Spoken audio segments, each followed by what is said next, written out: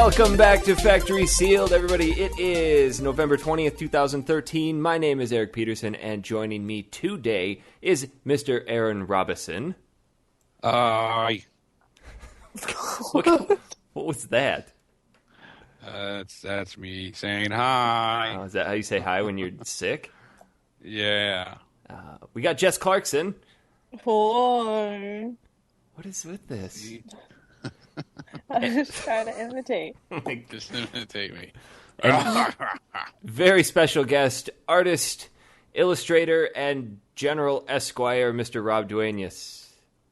Hey, I'm a general now. It's nice. General. I bumped up rank. What were you before? I thought you were always a general esquire. Oh, artist esquire. Oh, artist esquire. Shoot, there's a difference? Well, you know.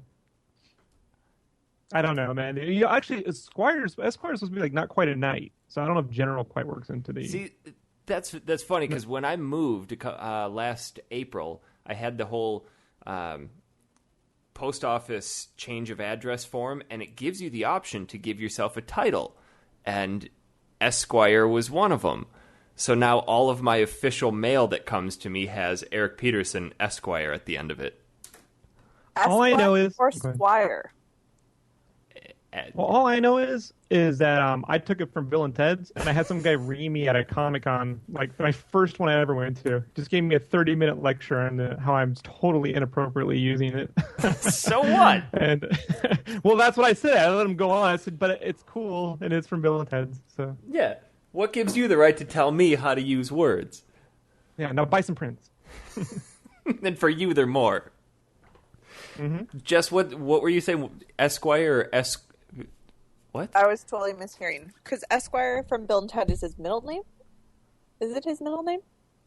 Prescott Esquire? Am I making things up? Who says it at the end? Yeah. Yeah, he gives himself the title of Esquire. I fully, until right now, thought that was like a name. You thought like that was his last name? Yeah. I don't even understand what an Esquire is. I don't even really know what an Esquire is Somebody either. Google it. I've already managed to derail your entire podcast. Don't even Awesome. worry about it. Don't worry, Jess. Jess is the queen of derailing podcasts. If you've ever got an organized plan, just throw Jess into the mix and just take your not notes and throw them out the window.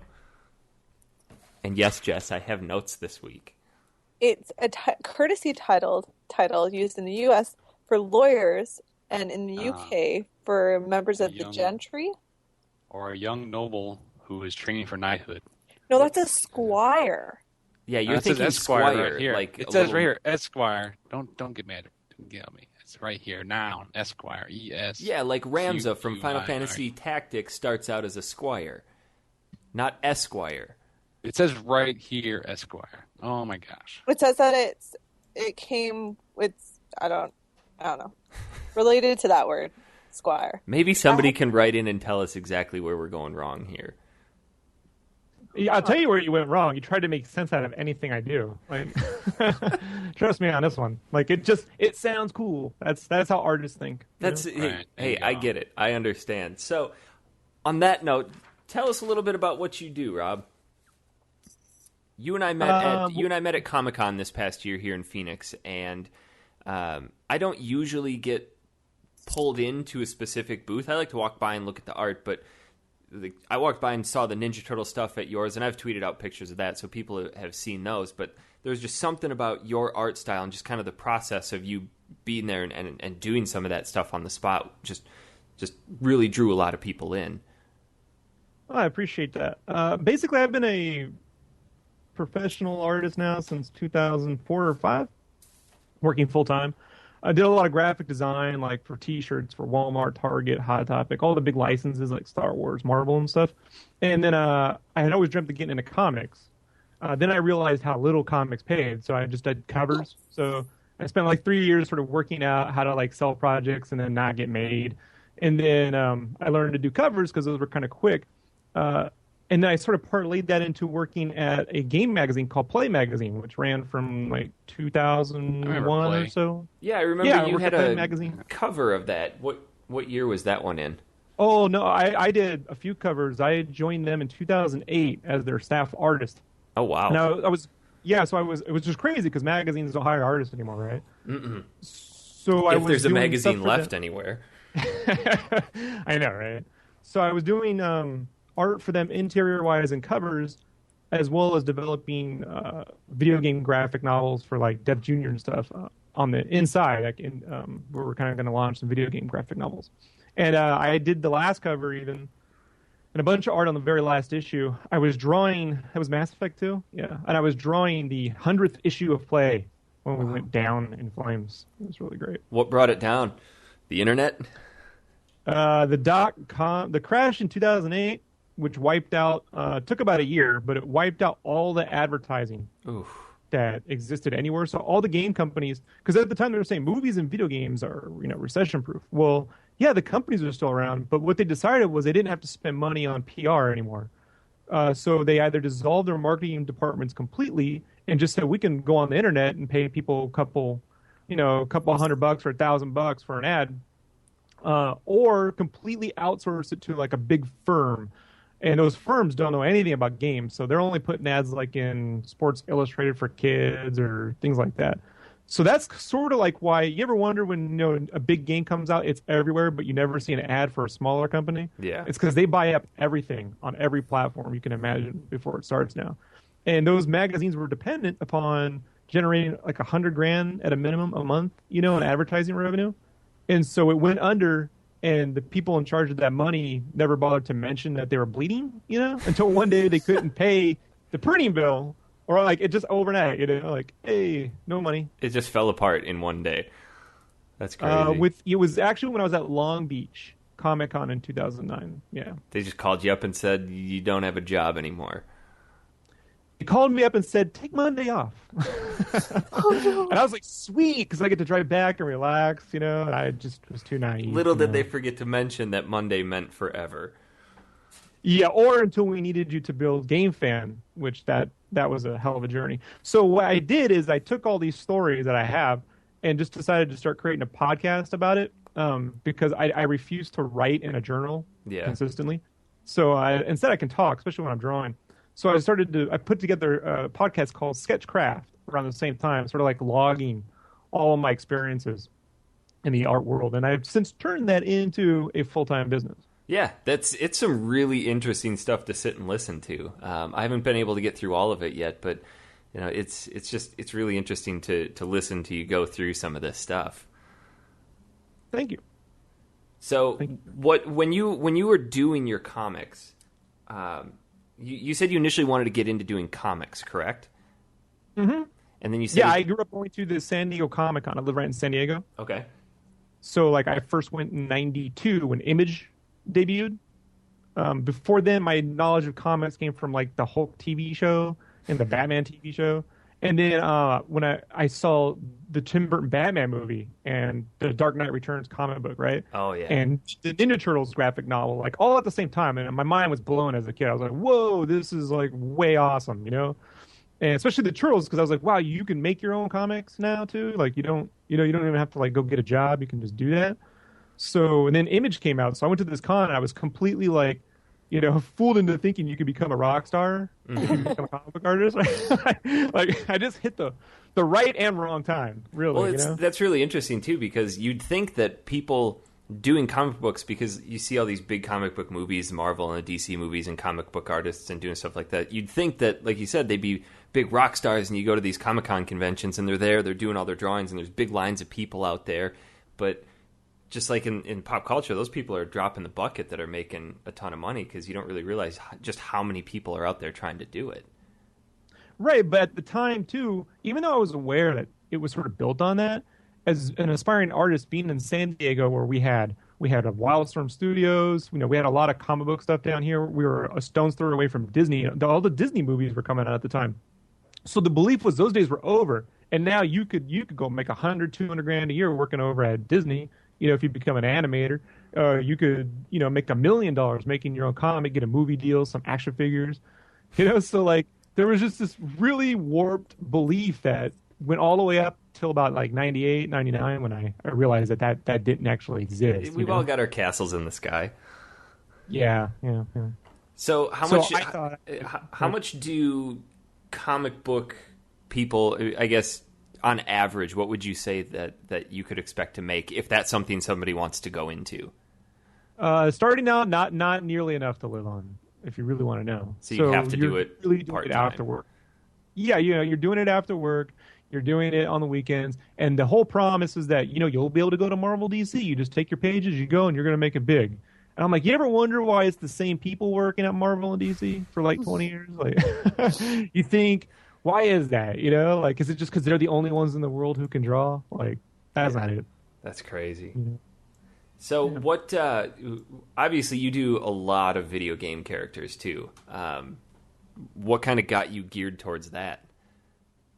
Well, I didn't have access to comic books growing up. I lived in sort of a rural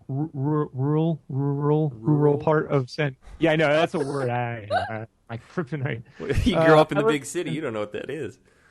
I lived in a western part of Okay. San Diego, where we only had like one stoplight, so we didn't have books. Jeez. And but we did have a video store because and I would rent video games all the time. So like I found a game called Maniac Mansion. Okay. And even though I knew Super Mario Brothers and stuff like that, that was a game that combines a real story and artwork in a way to me, like together. Yeah. And that sort of blew my mind, and ever since then I've been really hooked into game worlds. And I've been a big gamer. I've been reading game magazines since EGM first came out. Like I have a story where I accidentally stole it actually from Software Etc. One of those things, like the GameStops. Yeah, at the time it was like Electronics Boutique or whatever. Yeah. That was Before GameStop came in and just kind of sucked them all up. Yeah, it was before Babbage's even, like way back, and they had them on the front rack. I just thought you just took one because they're for free, right? It's a book. Who pays for books? Yeah, but who stops a little kid? And that's true. And so I got really into game magazines and worlds, and even if like I didn't have time to play one all the way through, I would read up on everything, because it was interactive artwork to me. Huh. So you that kind of geared your art towards games too, or was there like was there a time when you just decided to say, I'm going to do video game characters now? Well, what happened was, even though I had always been into games and I worked at Play and Game Fan, a lot of my artwork was geared around comic book characters. And finally I said, well, if I'm not interested in going there, I may as well just draw some. Because as far as I'm concerned, I've worked a lot in retail, like with retail. I worked a lot in clothing, and I just don't see the future. Like 20 years from now, they're not going to be making Iron Man movies. They're going to be making Halo films. Yeah. As an example. So I'm like, to me, games right now, and the ones I grew up with in the Super Nintendo era are like the golden and silver age comics. Like everyone thought in my generation that, if you start saving all these comics, they're going to be worth some money. But turns out they're not. However, you have a sealed copy of Chrono Trigger. You already got $1,000. You know what I mean? $500,000 waiting for you at the end of that rainbow. So for me, it's like, even though these companies like Nintendo, Namco, EA, they don't see these properties as being like that yet. They really don't. They just see it as a way to make money and move on. Obviously, because we're all fans, the reality is that there's a stronger love for this community than they even really realize, So the fan community interests me more right now than, say, like with Final Fantasy, than what is actually being made by Final Fantasy. So, Square. So I just felt that, I'm just going to shift all my stuff towards games right now, or for the foreseeable future, because for me, that's where I spend all my time these days. I don't really read comic books anymore. It's more of a lucrative future if you just kind of start gradually gearing yourself towards that than like trying to play catch up down the road. And I'm a fan of it. Like, I mean, the fact that 4 people, a group of 1 to 4, 5 people can make something that could actually, keep you sustained as an individual, like garage-based indie dev gaming. Well, look at the people who made Super Meat Boy. I mean, those just 2 guys over the course of a few years overnight became millionaires. But you're not going to get that with the comic book these days. Maybe you get a movie deal and they give you $100,000 or something, But the amount of effort versus the reward, to me, in games, that's where the real exciting prospect is for me. Do you think that there's that same possibility to happen with the game market that happened with the comic book market, where it just becomes oversaturated? Well, comic books aren't so much oversaturated as there aren't any place to buy them except in direct market stores. You don't have comic books at the Walmart at the supermarket because there's only one distributor, Diamond. Even with digital comic books now, like Comixology and Comic Viewer. But that's disposable information, right? So people read a comic in 2 seconds. You're going to be playing a game for 20, 40 hours. So That's games true. tend to command more retention. So either the way around it have been the indie titles, right, where you can casually play a game. Okay, question: when you go see the new Marvel movie, are you sitting there reading a Marvel comic before the movie starts, or are you going to play Puzzles and Dragons, or for Joss Whedon? Well, we all would, That's just how it happens. And Robert Downey Jr. is pretty good eye candy. I'm not gonna lie. Right, but for the first, if you're in line for 2 or 3 hours, what are you doing? Jess probably has her framed poster of RDJ just hanging out with her. Yeah. I can out-grill you. I have a picture of Leonardo DiCaprio on the set of Titanic in my my studio. God, he was such a heartthrob in that movie. Oh no! Because that was the movie that got me to become to quit my job and actually become an artist. Because you wanted to draw naked ladies? Yeah, and I felt that everyone said the guy couldn't do it, and he did it. And I don't know. For me, it was like I didn't have the word game changer in mind at the time, but it blew my mind that everyone could claim something to be a failure, and it wasn't. I always found it really interesting. Complete side note that the drawings, all those drawings in that movie, were done by James Cameron. Yeah, probably my single greatest artistic hero, James Cameron. Yeah, I don't picture him as being like a pencil and paper artist. Oh, he paints too. Well, that's how he got us. He was art director over at Roger Corman Studios. Huh. So he did big matte glass paintings, all the art design for a lot of their little space indie films and stuff like that. Wow. Yeah, and so he built, the T2. Like he designed, not just drew it, but he actually went in and he would build pieces for Stan Winston, and he'd build the models, like the original dropship, the airship Alien 2. He built the original version of that. Wow. So, Huh. Yeah. The more you know. That guy's really talented. That's crazy. I haven't had a chance to poke around like all of the podcasts, but you seem to do like a mixed type of. I don't have any artistic bone in my body, so I don't really know the vocabulary. But do you find it different, like actually physically drawing on paper versus the tablet? I do everything. Yeah. Like, is there a difference? Was there a shift when that started to kind of come more into? I started coloring digitally around 1994 or 5 with a mouse, because I went to Comic-Con and saw the Top Cow. Like, I got into coloring comics. That's what I loved about the Turtles. The first color trade paperbacks was all airbrush, and it really impressed me. But I was too intimidated. And then when computers came around, I felt like I could use a computer. And then I found out that they had Photoshop around 94, 95. So I got a hold of Photoshop at my school. And then it took me for a while to use it.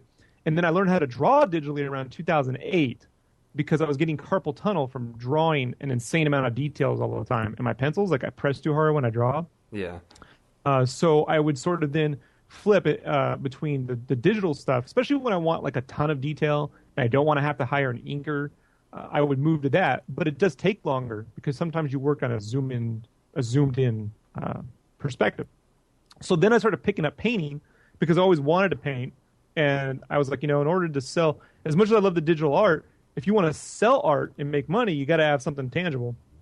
And pencils weren't enough for me to interest people. Like most artists like pencils at comic conventions, but most people like full colors. So I started messing with watercolor and Copics and stuff like that. See, and I'm the complete opposite. When I go, I'm super drawn in by the pencil stuff, because growing up through middle school and high school and into college, I did a lot of just pencil and paper art, and I never got into the coloring aspect. I mean, I did some acrylic painting, and I've done one oil painting in my life that I'll never touch ever again. But I'm the exact opposite. I love pencil and paper, and half the art in my game room is just straight pencil or ink. There's no color to it, and to me, that's the cleanest form of art. Yeah, well, that's why I try to have, like, it's crazy. It's like, what do you do? I'm like, everything, because when I want everyone who likes art to just come by and have something they would like to get, like unfortunately, I've never been able to be like, I'm so good a penciler, I can just live off that. So yeah. I've always tried to like keep every stage as interesting as it can be at that stage. You know, like the pencils are pretty good. The colors take it to another level. And then with digital, it's a even further level, you know, of like detail and stuff like that that I couldn't probably do with traditional unless I really kind of made it loose, you know. So one of the coolest things, if you poke around your DeviantArt page, is you clearly don't have a favorite of anything that you do. You just kind of do, like you said, everything, from comic book characters to video game characters. And are most of those done based off of people who contact you and say, I would like a picture of this, and then you do it, and then it just becomes kind of in your rotation of art? Or is it just you sit down and you're like, you know what, I haven't drawn the Mortal Kombat characters, I'm going to do them?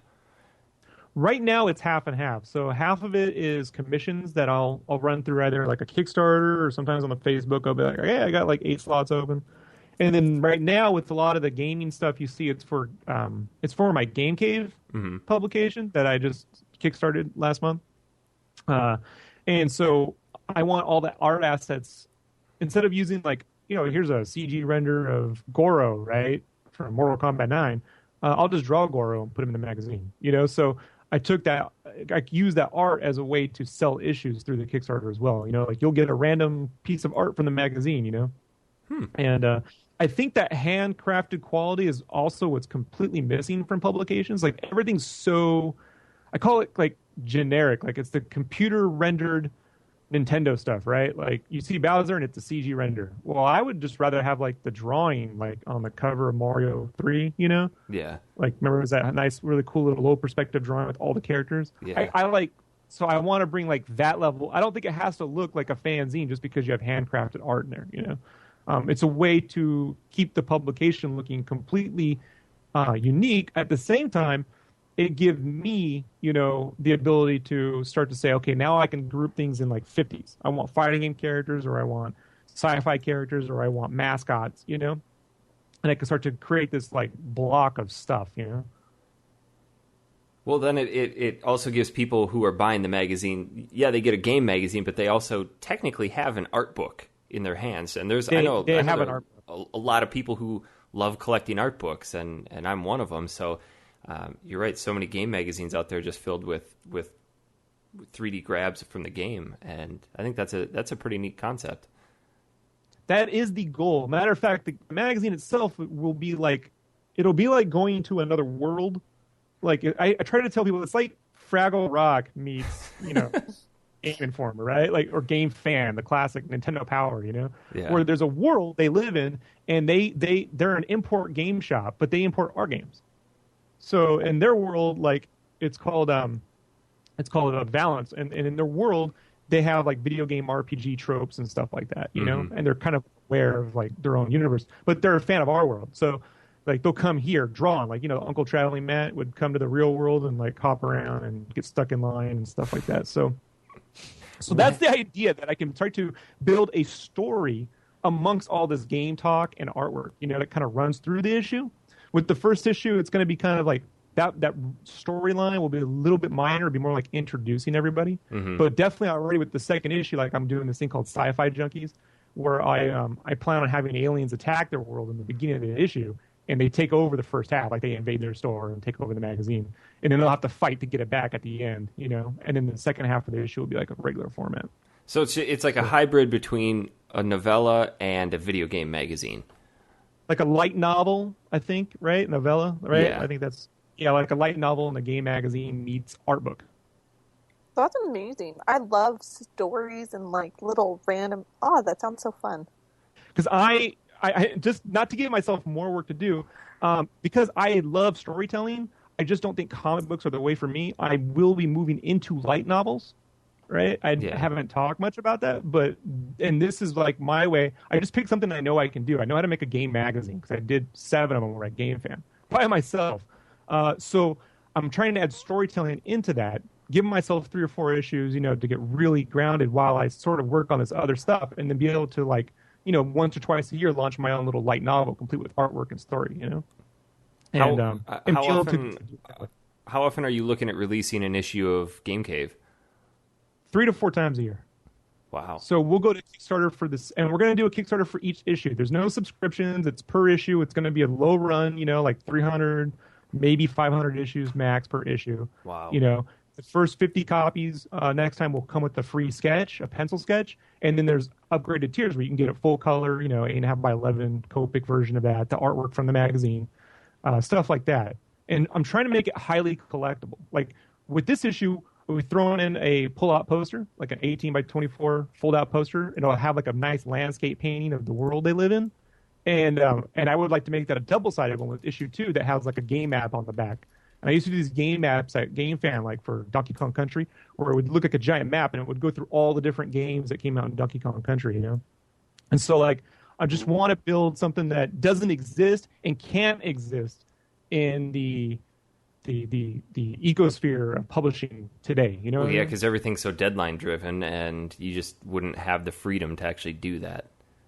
And coordinating this is tough. Like, how it works now is I have two freelancers who do very kind of technical writing for me, right? So I kind of split the issue up, and then I take the technical writing and I have style guides for each character that I've built, and I reword it into not just what they say. Sometimes I turn it into a whole conversation between two characters, kind of arguing over why the game is good or not good, or what about it they didn't like, or how it's relevant to like I got this whole argument with myself before we got on the podcast about F-Zero versus Mario Kart 8, and I'm like, how Mario Kart 8 is just F-Zero, you know what I mean? Like, and someday when it releases in 2050, you know what I mean? Like, we'll be able to play another F-Zero.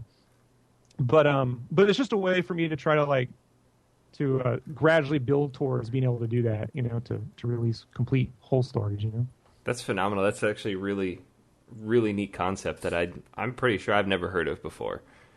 Well, thank you. I do have a question for you, though. What, as an artist, as a fan, I've gone to a lot of comic conventions, and I've seen a lot of artists get these really random commissions that you can tell that they kind of, I mean, I can't think of the guy's name off the top of my head, but he's super popular. The line was like 4 hours long to see him, and we got there really early, and we were like third or fourth in line. And his main attractions were doing your basic Marvel characters, and people would come in and say, I want a commission of this character, and they'd get a genuinely unique commission of that character. But this guy came in and just threw out this random concept of, I want you to draw me a Vegas showgirl. And like the guy just kind of looked around like, is this guy serious? And they call that cheesecake. He was charging like $150 for these full body commissions, and if people got a full body, you knew you were going to be standing there for another half hour to 45 minutes till he finished this. He had it done in like 6 minutes. You just tell he really, really didn't care too much about it. So have you gotten any commissions that you just really don't care? When I would go to a convention and hope I could make my money back being at the con, right? Because it costs a lot of money to go to.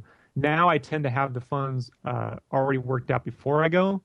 So now when I go, I don't take anything I don't want to do. And then for me, like drawing at cons, it's not my creation process is very methodical. Like I have usually a concept rough that I like to then turn into something, and there's a stages of cleanup. That whole I'm just draw perfectly from the ground up really isn't like conductive to how I create. So drawing at cons is a little stressful even to this day for me. Like I'll tend to stick to, if I do full characters, you'll probably get it the next day. Like I'll go home, but I'll go to the condo I rented or whatever, the hotel, and kind of work it out there, But a lot of those guys that are drawing aren't like having to sell anything too, Eric. Like they're usually there because either they were given a free booth or went with the company. So they're just there to they could draw all day and shoot the shit. When I go to a con, I have to hustle, dude.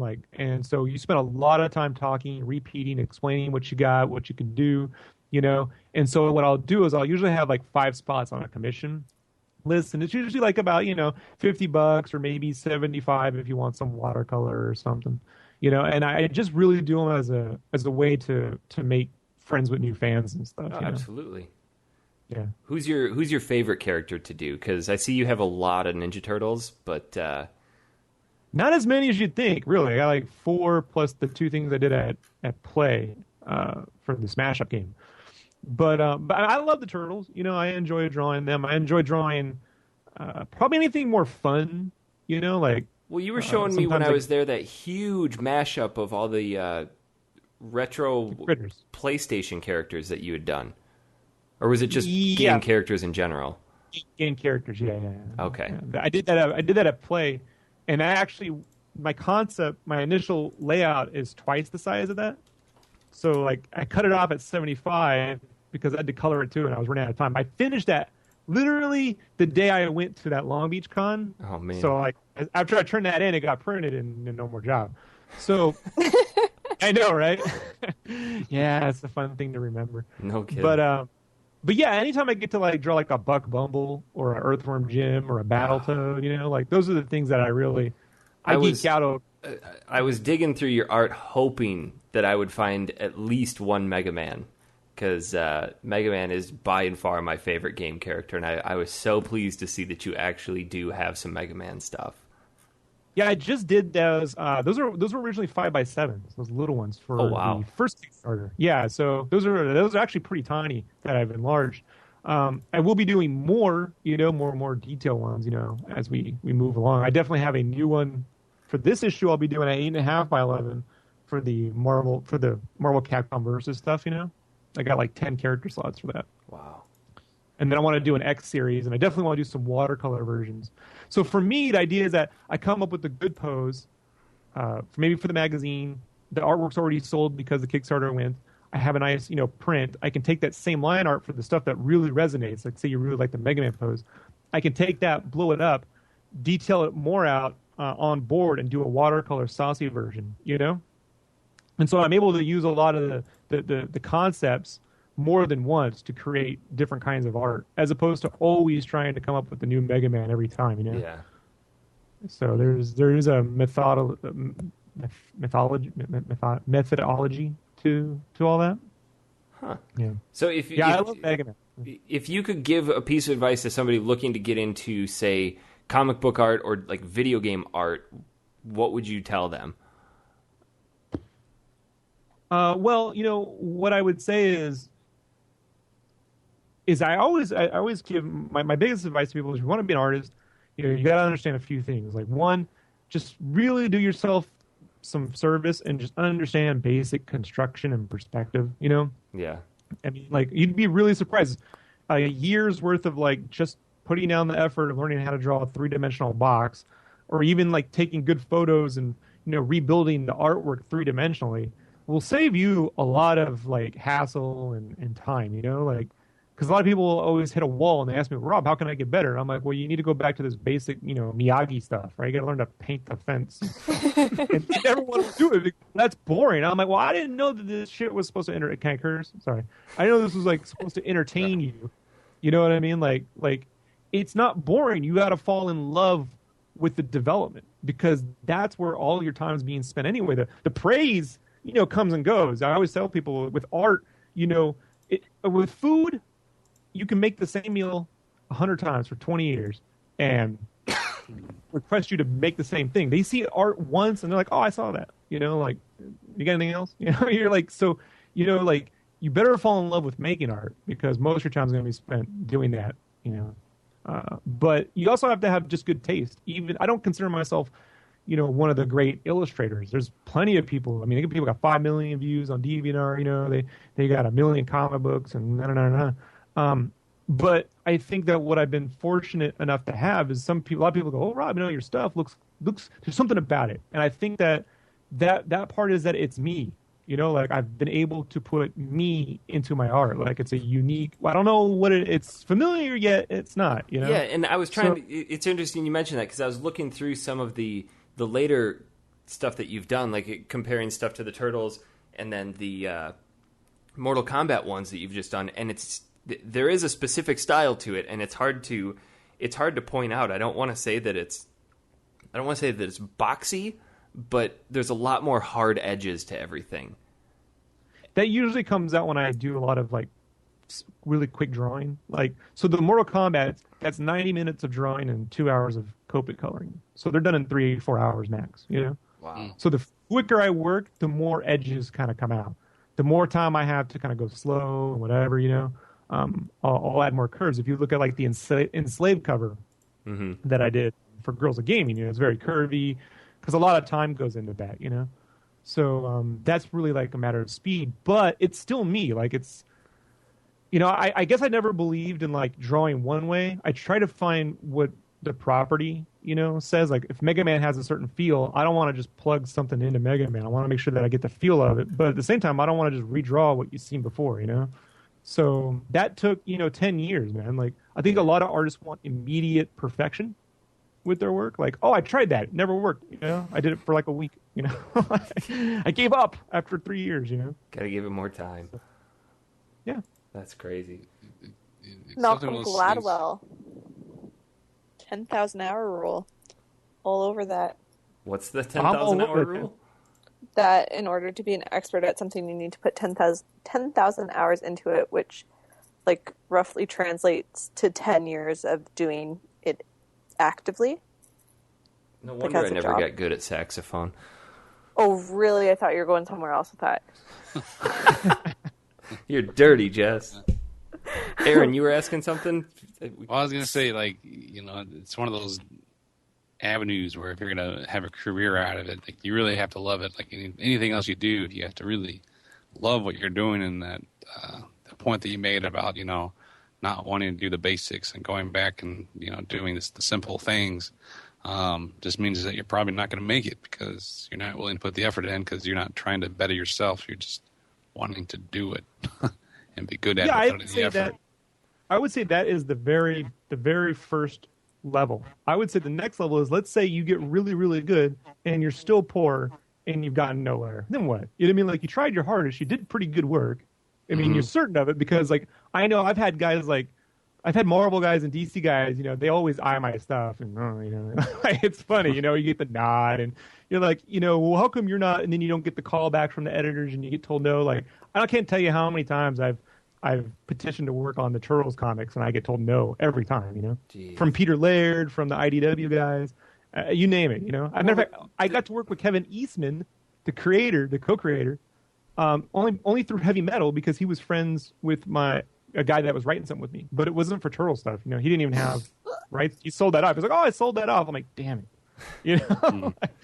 Well, and I think there's a genuine difference because you're from a different generation, and I'm a former teacher, and I see a very different mindset in kids these days. And I don't want to say it's a blanket mindset, but it's very, very prevalent across today's youth. Is that there's this instant gratification, and if you can't have it now or you can't be good at it now, I'm not going to do it.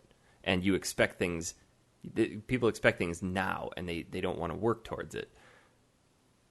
So I think that... Yeah, I come across it when they ask me to teach them something. That's why, I've been very careful with the podcast that when I give art tips or I do the tutorial cast, that it's never, here's how you draw a box. Because as far as I'm concerned, that information's everywhere. And there are far more qualified people to teach it than me. What I've been trying to do is try to teach kids something that I didn't have the most involved parents, but they did do one thing for me really well, is they never let me like play around with mazes or crossword puzzles. They always had me do logic problems. Oh, yeah. And I didn't realize later on how that affected my thinking. So I always think about, what are you trying to do? Then I write down all the, mentally I write down all the ways that I know how to do it. And then I try to figure out, like beyond that, what am I not thinking of? You know what I mean? Like, because am I trying to draw the best picture of Mega Man, or am I trying to, accomplish a certain time frame? And do I want to make something up in color? What am I trying to get from something? And try to work backwards from that final product, as opposed to just randomly throwing stuff down on paper until like magic occurs. Yeah. Just taking the old shotgun approach. So you want to sort of reverse engineer your idea. And if you can't envision, even if you don't have the talent, you should have the ability to envision what you want to accomplish. That's my problem. Envision, but it just doesn't happen. Envision to fruition, there's a disconnect somewhere. Yeah, there's just a disconnect between what's my brain is like, oh, this would be amazing, and then it ends up as a stick figure. Well, that's the 10,000 hours. That's constantly that little space in between is 10 years, right? Jess, you could start with that video that I just showed you, how to draw amazing butts. That's true. Have you watched I that feel like video, a kid Rob? draw amazing butts. No, It's no. I have seen a lot of the how to draw boobs properly lately. That seems to be popular. I feel like butts and boobs would be very similar in the approach that you would I take. don't know. This guy had a 5-minute video that he seemed way too excited about the different types of simple marker butts you could draw. With 5 lines. Yeah, 5-line butts. He's smart because he probably has 100,000 views. Oh, that one had like But the one thing I have 600,000 not views. Yeah, the one thing I've never been able to do is gain popularity. That's the I'm hardest thing to attempting do. Yeah, and But you're saying, like, you're a Kickstarter champ. Well, I found that popularity doesn't equal money. True. So I know lots of artists. I know one in particular. I'm not going to say who, but I know someone who has over 1 million views on Deviant. Is so well known, and is like now struggling. Always struggles to make rent. Can never quite turn that into. They get work, but maybe they don't spend their money right. Or some people just think because they made it big somewhere that's going to pay their bills. Well, and I think for me, a lot of people are just they view things as free consumables. They're just like, all right, cool, I looked at that, and then you said before, all right, I saw that, I'm going to forget it, and they don't realize that there's somebody actually behind that piece of work putting in hundreds of hours to not only learn the craft but then do that product and then present it to you. And there's no right, and I don't want a paycheck from a company. So that's probably the biggest difference. I think a lot of people think, and I went to the Art Institute I dragged it out 7 years, right? Learn no art. Believe me, just got hoodwinked into $50,000 fucking pain. So they always say, oh, you go somewhere, there'll be some magic job waiting for you, which there isn't. For the most people. Some people there are, they get the 3D, whatever. But for art, man, you really need to be an entrepreneur. And fortunately for me, I did get into comics for that aspect. And it just took, one of the things that took 10 years was to realize, and this is I'd say in the last year or two, it really, I just dawned on myself, Rob, either I own everything I do, or I'll find a way to, I could work at Walmart and just enjoy my weekends. I don't need to, because I was getting way out of shape, and having health issues. I'm like, this health thing needs to get under wraps, and I want to enjoy what I'm doing. So if I could just draw whatever I want and not stress about, trying to appease some editor or hope that someone will hire me. There are easier ways mentally. When you, this is a side note from something that you mentioned. You own your own work, obviously, but when you work for those bigger companies or a comic book, every piece of work that you do they own it, or is it still yours? They own it. It's work for hire. Okay. So usually with the physical pencils, these days you keep them because Neil Adams and them fought for those rights back in the day. Yeah. But in terms of when they sell Todd McFarlane's Spider-Man trade paperback, you think Todd McFarlane sees a dime of that trade paperback? I mean, they paid him once. And for me, I really experienced this in T-shirts where I would, they would hand me something useless that would make no money. All right, like peanuts or some crap like that, right? And even the Xbox, right, wouldn't sell shirts, and I would put something on there that would make it work, and you go, wow, we just sold 100,000 or 1 million units, And I did a Spider-Man shirt that to this day has probably made them millions easily.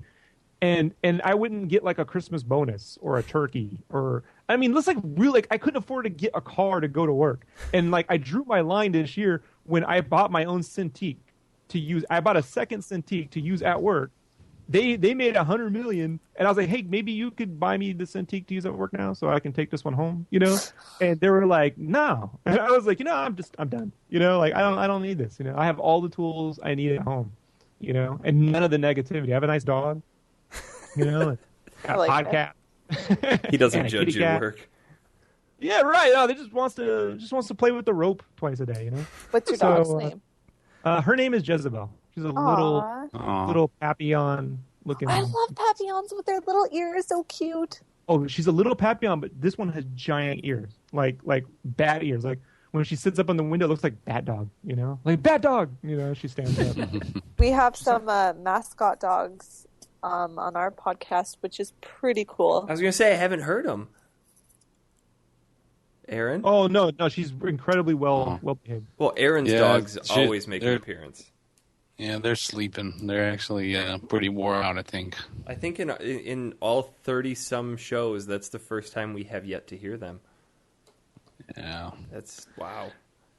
So, well, Rob, thanks so much for coming on. I mean, you're more than welcome to stay on. We're going to talk a little video games and console launches, but you said you'd give us an hour, and well, I could definitely talk a little PS4. Then I got to roll, but I got to hear it. I do have a question for you before you head off, though. Since it's the retro show, our fans will probably want to know, what is your favorite video game that you played growing up, or the very first game that you played growing? Well, the very first game I ever played growing up was Tempest in the arcades. So it was around 82, 83. Mm-hmm. Yeah. That is a long time ago. Yeah, I was always really amazed by three-dimensional graphics, even at that young an age. So that and the Star Wars arcade game were like I was like, this is like I didn't know 3D was a word, but I knew it was like, real. As real as those Vectrex line games could be. But then, by the time Maniac Mansion came out, I was a diehard LucasArts, Tim Schafer, Ron Gilbert kind of guy. All the way up till, Mario 64 with the 3D gaming, revolution with the analog control. So I guess I sighed. Sorry, go ahead. Did you go out at midnight to get your PS4?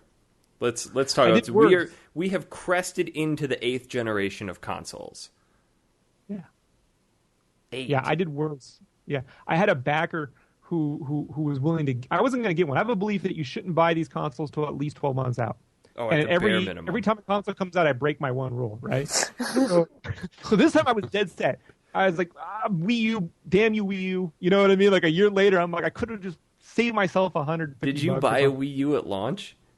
Yeah, I was the only guy in line. Oh my god! Yeah. There was me and some chick was getting it for her kids, and she was so annoyed. I bought one at midnight. There's nothing wrong with that. Look, I love. We're trying not to judge you. I love them, but I didn't have to buy it a year ago. I'm still waiting for the new games, And this time I had a backer who was willing to pick up the tab. I was like, wow, really? And they're like, yeah, but no pre-order.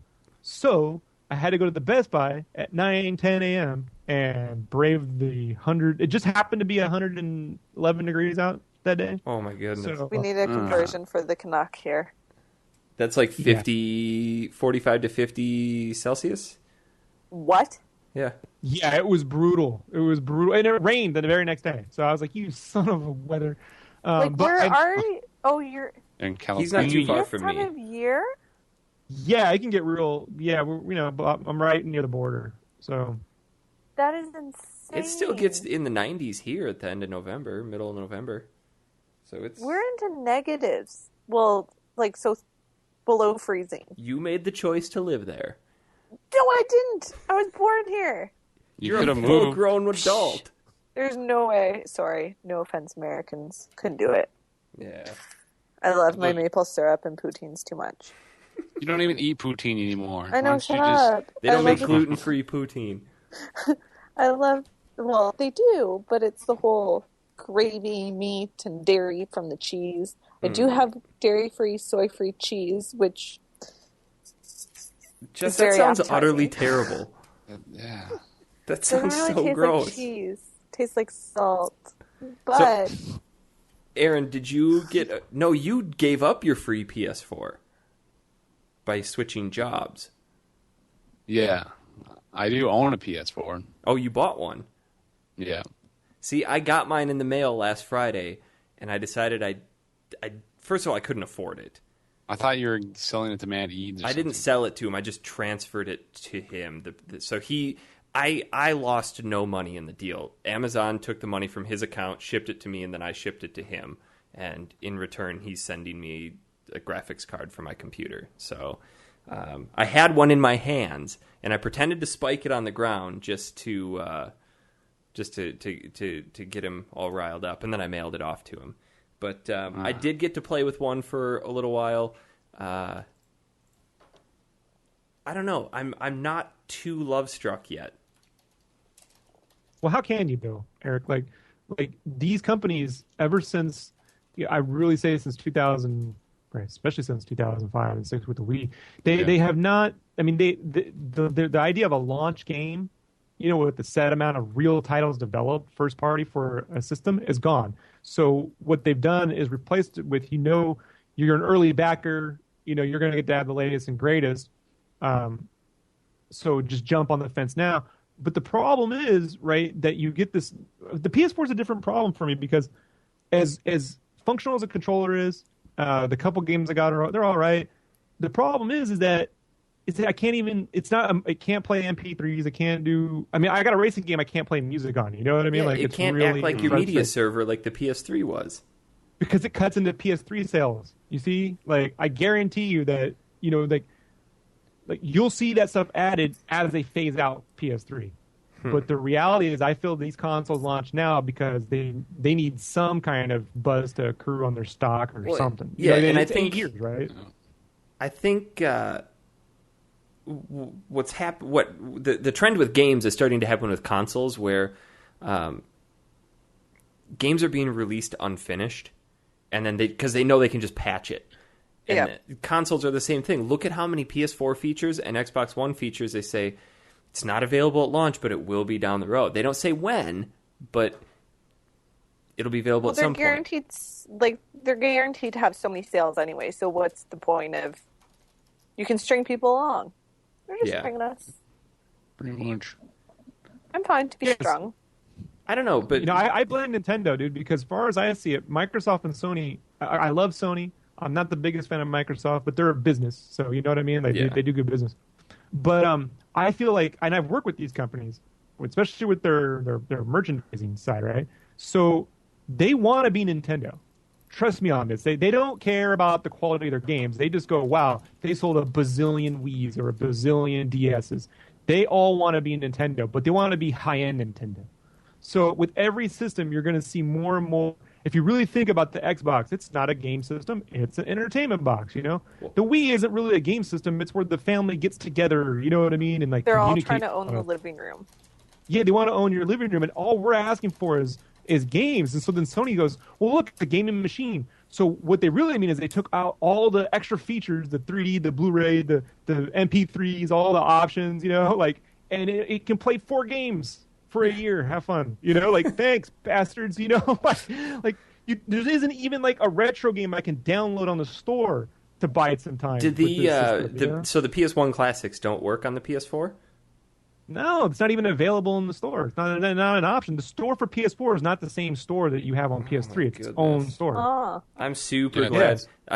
When I get a next gen console, I've already decided it will be a PS4 just because I like the exclusives. I've grown up with Sony. I mean, I've had all the consoles, but there's just something about a PlayStation and the games that I can get on PlayStation that I can't really get anywhere else. Plus, all my friends play on PlayStation, so that's kind of the big draw. Yeah, that's right, Brad. But thanks. I can't justify it right now. It's not that I don't want one, but. Well, don't, because you got, what do you got? You got Gran Turismo 6, right? Not PS4. You got Final Fantasy X-2, not PS4. I mean, this is going to go on for at least 18 months. Get Souls 2, not PS4. Down. That's going to be... Not even a PS4 version. Grand Theft Auto 5, I can't even, get... I keep telling people, I guess we can't call them HD versions, right? We're going to have to call them, XD or...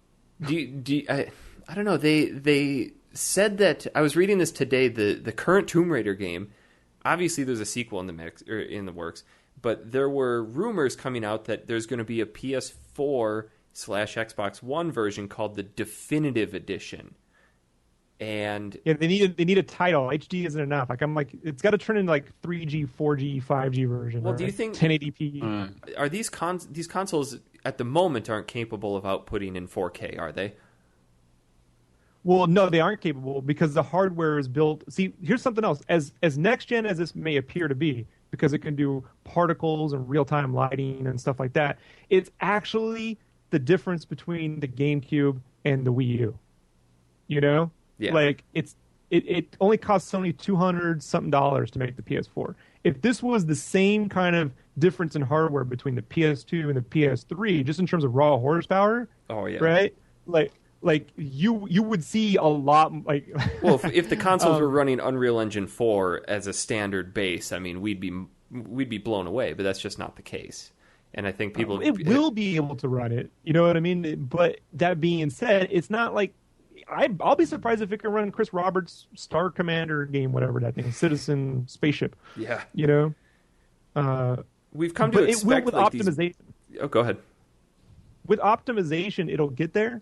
But that being said, they've even scaled back the level of generation in terms of hardware. So this is more like Apple. This is iPhone to 3 to iPhone 4S or something. You know, like it's nominally faster. Well, I think they're drawing on that whole concept of next gen. Everybody's kind of itching for something new, and they just next gen. Here it is, and the jump between PS2 to PS3 is phenomenal. I mean, everybody's mind was just blown. Granted, there were crap for launch titles on both systems. I mean, Call of Duty 2 was really good on the Xbox 360, but for the first couple of years, there was nothing.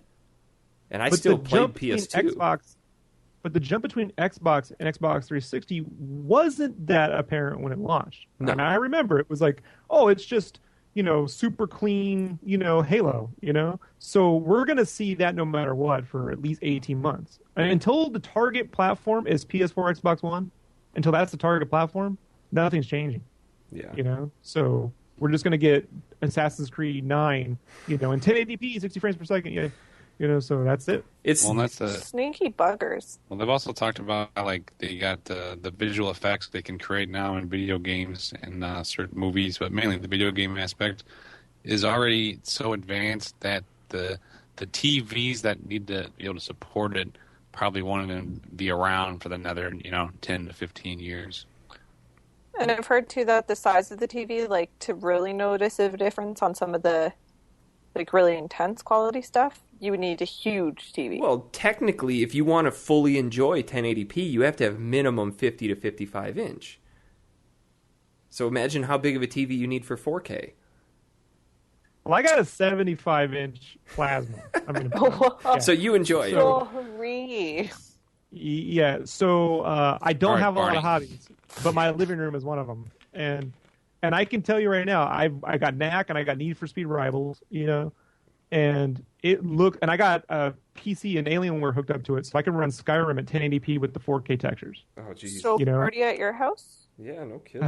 No, we don't. I need peace. So I'm also like, I know I'm greedy, but that being said, I can tell you there is no difference right now, in terms of those two things, right? Yeah. So it can happen with volumetric fogs, volumetrics, and physics. Like if they could really get, that Watchdog demo to actually work, I'll believe it when I play it. Well, I think I've always said that this next generation jump isn't going to be the graphical jump. It's going to be more technical stuff. We're going to start to see massive improvements in the minor pieces of the engine, and then in improvements in the AI systems. Where and games you're also are going to have become a platform, more intricate. We're also going to have a platform where individuals can produce games on. Yeah. And that's big. I try to tell you, the big leap is the indie dev, but whether you realize it or not, and we need it because there's no way. I mean, Tryon? I knew Tryon, the company, the game company, Tryon. Mm-hmm. I had a bunch of friends who went over there to go work on this role-playing game for them and this Sci-Fi Channel game for years, right? I always hear stuff about it. It's here local. And now they're making like this Minecraft GameCube world. You know what I mean? Clone. And you're seeing like how these games will influence all the big companies. Indie companies are starting to copy each other because they saw Notch hit it big with Minecraft. And I went right on my podcast, and you can go back and look at this. I said the next big future for MMOs, right? Because I don't play them, but I can tell you the next big feature for MMOs is Minecraft. Yeah. When they can plug Minecraft into an MMO, that's the future. And then EverQuest Next gets shown off, right? And what is it, right? Like it's a procedurally generated MMO, right? That you can blow holes and go escape, and discover caverns. So, I mean, we need this. Great ideas don't come from 100-man teams, So you're all of the mindset that it's a neat product, but definitely not worth purchasing now. Oh no, don't purchase it now. Yeah. No, wait, because in a year it'll come down $50 and they'll give you a game or something, or it'll be the same price with the game or something. I might cave next spring if they have a decent Metal Gear 5 bundle. Well, Metal Gear 5 isn't coming out, but Zero's is. So yeah, that's Metal right. Gear They're going to 5 have Ground is Zeroes, and then we'll see. It depends on how good Ground Zeroes is. So that's the question. Like, what for you is the game? Because for me, PS4 or PS3 was where it needed to be when Metal Gear 4 shipped. Uncharted was good, but Metal Gear 4 was the game that's like, okay, now I'm going to get a PS3. For me, like that's how I felt. I pretty much went broke the year last generation consoles came out. I bought all of them on launch night, and Did your grandma? no, I purchased these all myself. Thank you very much. Wow. The 60 gig. Full 60 gig, and it finally died on me a couple years back, but it wasn't for me. It wasn't a question of what game was it. It's a new console. I need to have it. I was in that 18-year-old or 19-year-old mindset of gotta have it. It's new, and now for me, it's I want to have it, and it takes a lot of energy, especially since my wife kind of encourages it. She's like, "You're gonna buy this, right?" I'm just like, stop encouraging me because you know that I'll go out and get it. Because whenever new games comes out, she's like, "Are you going to get this one? You should really get this one. I like that one. You should get that." Like, I only have so much money, but as soon as something, I'd probably say for me, when Final Fantasy 15 hits, I'll probably pick one up. That's a good call. Because I'm just a huge fan of the Final Fantasy series. So for me, that would probably be it. Yeah, I'm not sure. I'm waiting till January for sure. And then I probably will just buy one because... Well, there's no difference between now and January other than eBay. You know? Yeah. I know. And they're not even really reselling for that much on eBay. Because there's plenty of them, dude. Yeah. Well, when I was working at GameStop when the PS3 came out, one of my buddies, Aron, Ben, bought 3 PS3s and sold 2 of them online for $1,200 a pop. Right. So he doubled his money on those.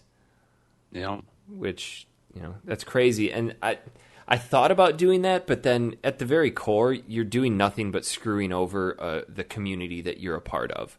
And some people are like, well, you know what? If they're dumb enough to pay that, then they deserve to get ripped off. But you know what? Why should I purchase? That's what every criminal says. Why should I purchase that console for myself and take it away from somebody else who's in the same community that I am?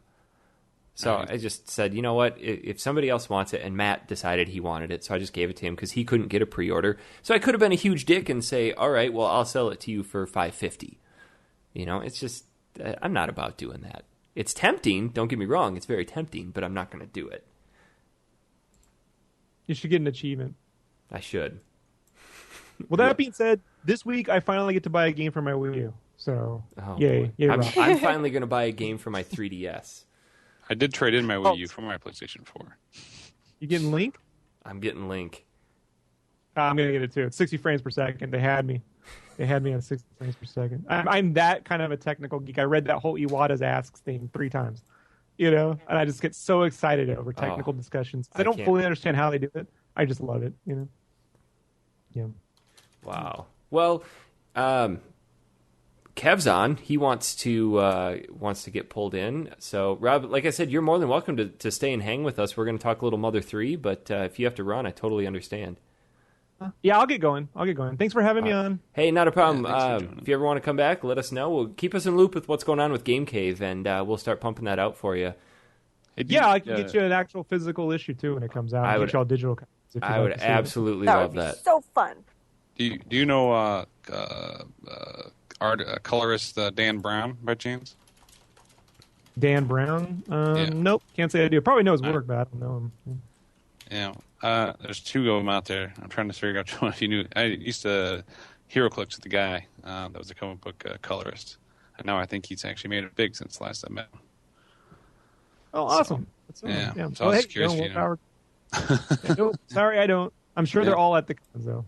Yeah, small world, so everybody seems to know each other sometimes. So. All right, well, cool, man. Thanks so much for coming on. Appreciate it.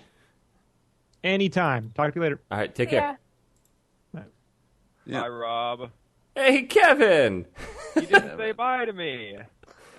I feel like I'm fully within my rights to say this now. Kev, your mic still fucking sucks. Oh, shit. I was planning on going to get another one because I wasn't thinking I was going to make the show today. So I'm like, well, I don't have to get one until next week now. You let me down. We had a deal. No, it's your fault because I thought the show was going to be done. No way. So I was gonna. I still don't understand how you people get so confused on time zones. Oh my god, it was so confusing today. The time for recording, the only person that it ever changed for was me. Before it used to be 5:30 and now it moved up to 6:30. It's always the same. Always. I don't know what you're talking about. Anyway, welcome, Kevin. It's lovely to have you here. You got here just as Rob was jumping off, and we were kind of talking about some video game console or some PS4 stuff. But were you? We were, and it reminded me of our 140 character argument we had this morning. That's right. We did have an argument because you are crazy. No, okay. So here's a recap. This guy on a website called Bro Bible wrote an article about why someone in their 20s doesn't need a PlayStation 4. And to sum up the article, it basically said, you're in your 20s, you used to love video games, now you have better things to do with your time, don't buy a PS4.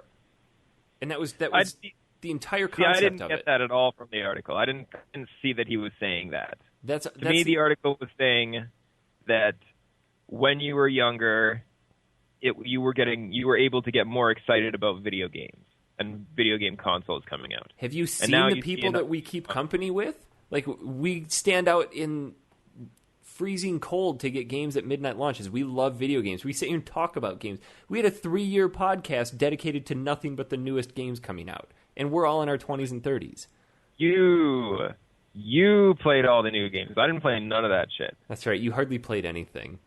I didn't care about the new game, the new system. If I bought a new game, let's say Tomb Raider. Ni no Kuni. Go with that one. I played for 2 hours. I played Ni no Kuni for like 17 hours, so that's pretty good. That is good for you.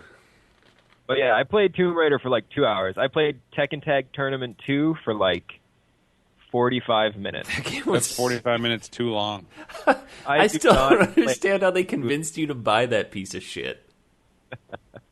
Well, I played the first one when I was younger, back when games were exciting. I think when I came up to your house, you were actually using that entire thing as a beer coaster. Not the game, but like the case. There was just shit sitting on top of it. That sounds about right. Wow. But yeah, it's like you played through, like, especially you and I, we played through 8-bit, we played through 16, 32, 64, like all of that. Yeah. And you can't say you're as excited for the PlayStation 4 coming out as you were for the Nintendo 64. Like, that's just no. flat And out. I think there's a reason behind that, though, and I think that's because the reason is because you're older. No. That's the reason. And that's the point he was trying to make in the article. I think my reason is different because I'm so oversaturated with all of the media surrounding it. I remember the first time I ever heard about the N64. I was walking in church with my uncle, who was a huge gamer, and he was talking about the new Nintendo console coming out called the Nintendo Super Duper, and like he just had the name totally fucked up. And he still fucks up names of everything, and like he calls Little Big Planet Big Little World, and like he just doesn't remember names of things, but he knew what he was talking about because he'd seen it in a couple magazines. And back then, the internet, by and large, didn't exist.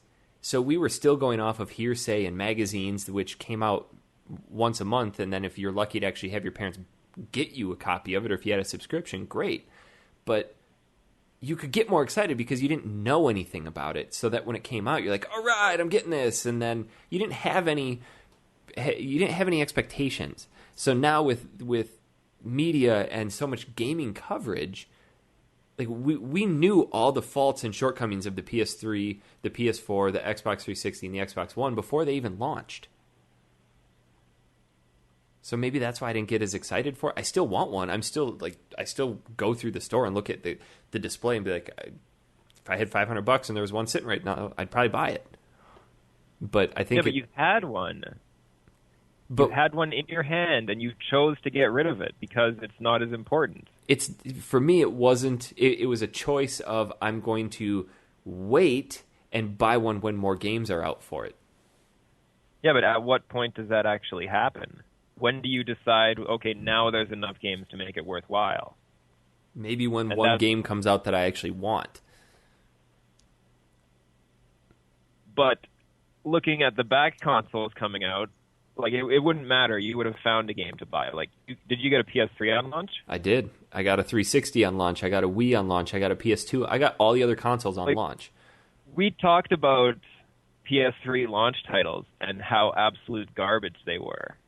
You got a PS3 and you bought the shitty game. You bought 2 or 3 of the shitty games that came out. I bought one, I'm sure and then did. I had for like a year. I had nothing but one game because I still played my 360. Yeah, and that's the same thing. Like 360 had a couple better launch titles, but I don't. I think for me, it's coming down to more or less. I want to make sure that I'm getting the most for my money because I have adult responsibilities now.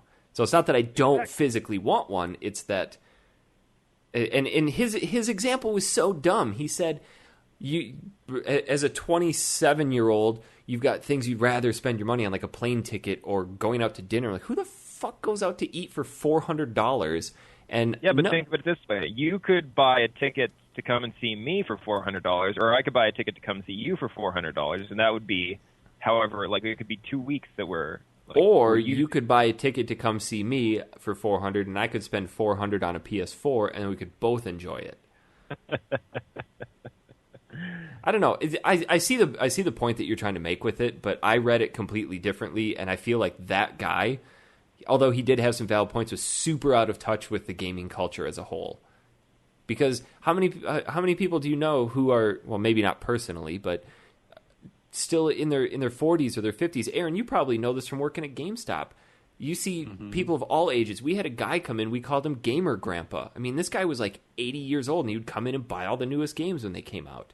Who knows if he could actually go home and play them?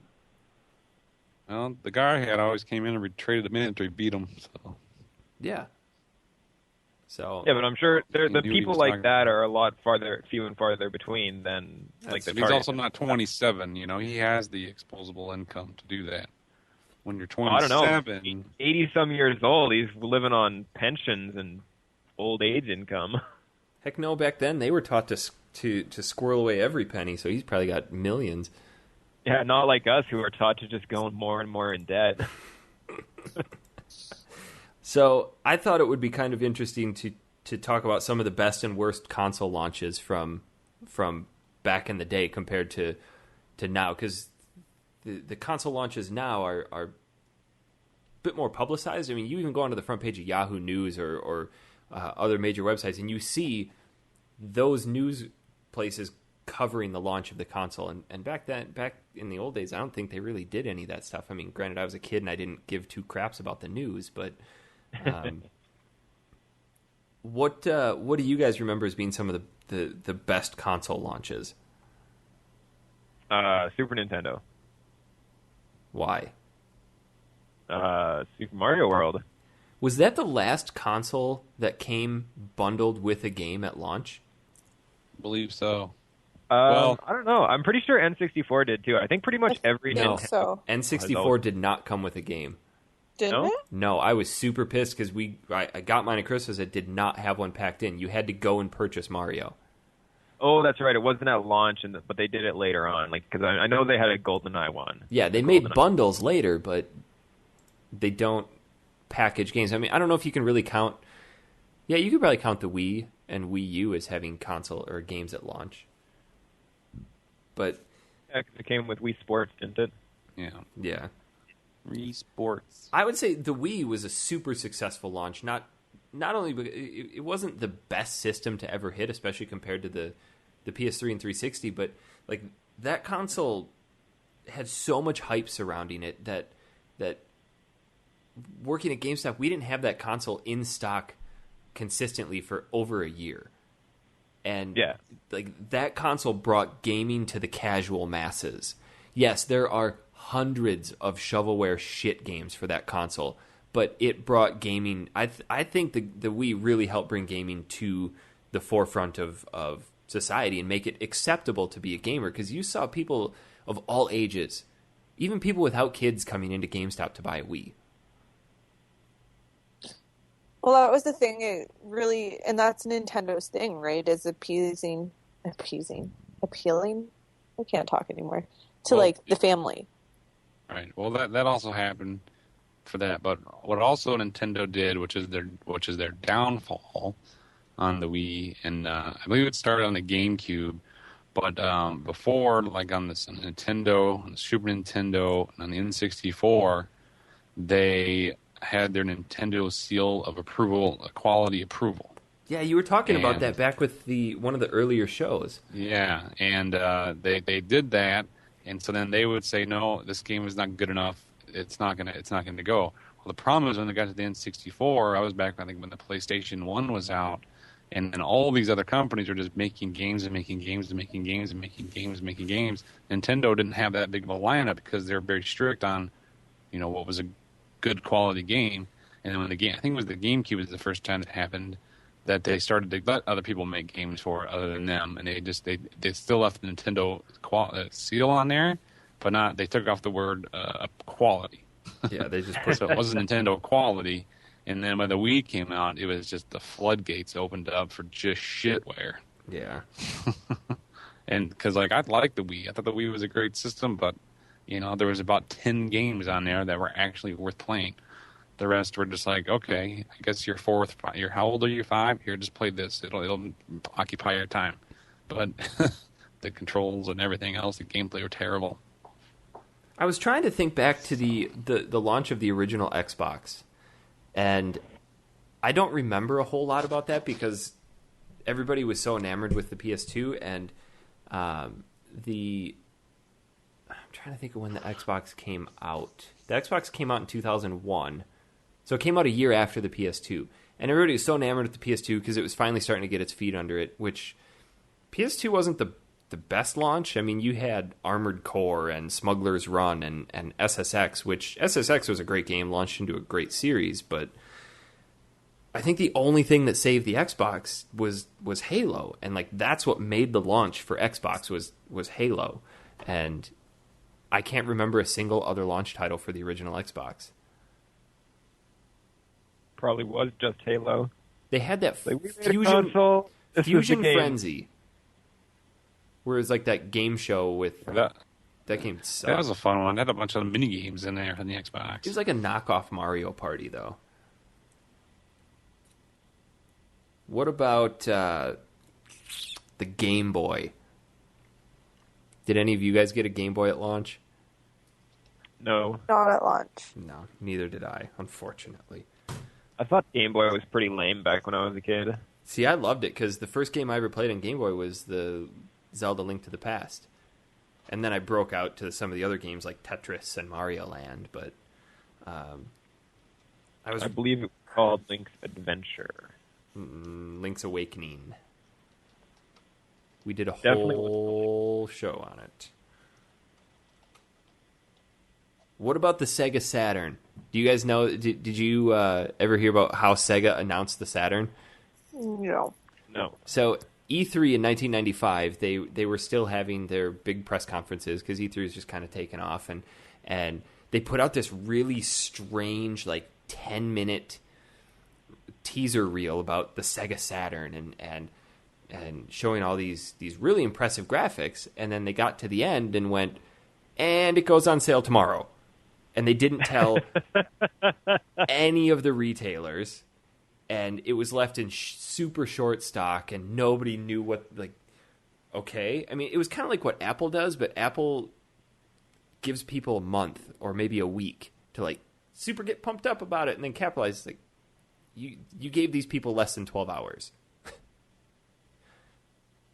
But I think that system launched with Virtua Fighter and Daytona USA, which unfortunately didn't spawn much of a series. How about terrible launches? What are some of the worst ones?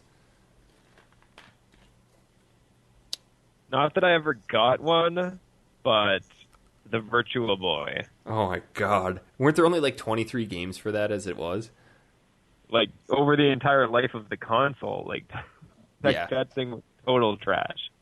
That game. Who wants to use this console that you have to set up on a tripod and then look inside?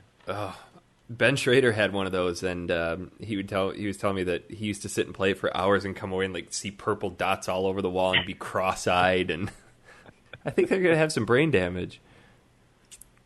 or at least cancer of the eyeballs. I think I was reading about some of the worst ones, and some of the worst ones were the Intellivision because it launched with 4 titles. And hey, Intellivision was rocking. It did. Later, it really got on its feet, but it launched with a game called Math Fun and another one called Backgammon. So I'm like, I don't think you're really going to sell a whole lot of consoles with that. But I think one of the worst ones was the 3DO. It launched with exactly one title, and it was called Crash and Burn. And like that console just sucked through and through. Because not only was it a terrible console, it was one of the most expensive consoles ever released. Because I think it came out in '93 at like $700 back in '93. So if you adjust that for inflation, that's like $1,200 today for a console that has one game. I kind of want to get one. Oh, I've played one. They're terrible. Then you had the CDI, which was super expensive, but we did get the Zelda CDI.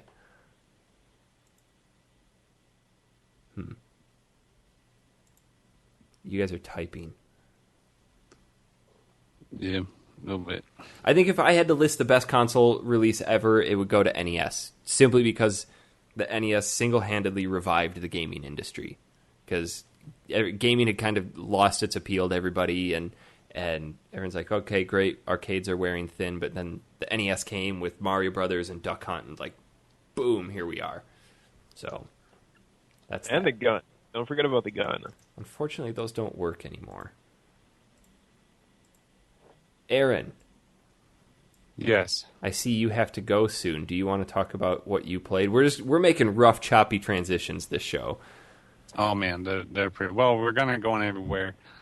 You know what we need is we need a plan. We need a written outline. I know. If show, only somebody so could do some show notes. By like 2 minutes, and then then we know it's like TV. They cut us off, and Script like the it? song starts playing. I mean, I could No, that'd be probably boring. rig up a Well, you can't make them teleprompter. super obvious like someone Yeah. did one time, and it was super awkward. How is that awkward? Totally But- was. You're like, and according to my notes that I had that no one else wrote down, because I prepped and didn't tell anyone else to prep. Sorry. That's what happened. So, all right. So, I do have to go soon, but excuse me if I can talk if I can get through here. But I thought the best launch that I remember doing, if we're going back to launches, was probably the PS2, because that was like a big deal. I think I think the release of that was better than the PS3. The PS3 came out at $8,000. $600. $600, and the Xbox I think was probably actually I think maybe I'd probably put the GameCube as one of the ones that was kind of like the original Xbox was $299. Yeah, $299 for the original Xbox. Yeah, it was okay, but that was when I was out of gaming a little bit. Like I was like, oh, what is the Xbox? I didn't know about it until it came out, and everybody was talking about. And Morrowind was the big game on that. That's why I bought an Xbox. Yeah, so, and then it was when the Xbox came out, then it was like Oblivion was the big one.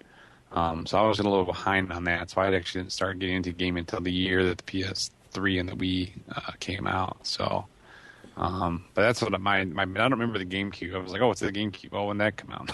It's got a So that one handle.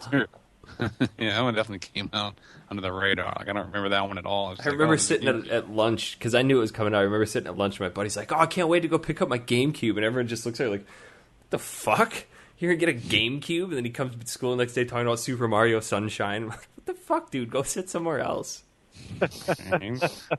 So, but yeah, and other than that, Let's make a I rough do wanna transition. What'd you play this week? I started to play Eye of the Beholder. Okay. Which Which is console? what we talked about. The Game Boy Okay. Advance. Remember, this is the one where I told everybody to write in or tweet my party. Oh my god, how'd your 4-cleric party go? Oh yeah. All right. Well, let me tell you about Jess, Eric, Kev, and Aron. They barely survived their first encounter. I believe they had one person survive after the very first Was fight. it me? It was totally me because I'm the smart one. Actually, I think you were the first to die. Fuck. Sorry. I knew it.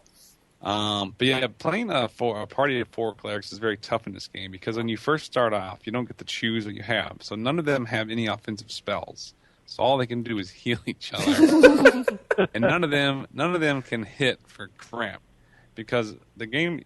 I forgot how to play the game. And I couldn't remember if I could even choose to have an all cleric party. But basically, you can get in. They have pre-gendered characters you can choose from. And I believe they're using 3.5 rules in here, or maybe even 3. I think maybe 3.0. D&D. D&D rules. So it's kind of cool. So basically, you can create a character, and you can name them, and then choose their portrait and the figure that they're going to be on the map. And you have to roll this stat. So it's just basically a roll. It's a random generated deal. So I mainly just had you guys get. Does all that dice rolling happen behind the stats. scenes? Yeah, it's all behind the scenes. So it's almost like in Diablo 2 where it's the dice roll, and then you go to attack on this one here. Dragon Age Origins too, like the whole Dragon Age series is done on D&D rules. I don't know if I can even look. I got the thing up here. Okay, so here we go. So we have Aron, who is the lawful good cleric, human. He's actually got pretty good stats. He's got Of course. Yeah. He's got 14 strength, 15 dex, 17 con, 14 intelligence, 18 wisdom, and 16 charisma. That's a pretty good stat. You are just one charismatic bitch. Yeah, so he's pretty good. So he's a level 2 cleric now. He got to level 2. He made I it. gave him. Let's see. I gave him some different types of feats. Let's see what else we got on here. We have Eric. Eric is. Oops, damn it, wrong button. Eric is I made you neutral. You're a human male. Oh boy. You have perfect health, by the way. Specimen. You sir, have a 13 strength, a 14 dex, 14 con, 13 intelligence, 15 wisdom, and a 15 charisma. I'm too smart. Those were the best rolls I could possibly get for this guy. When I kept doing it, I kept getting a bunch of ones and they get negatives. I was like, what? I don't need a 7 here. My tongue's too big for my mouth.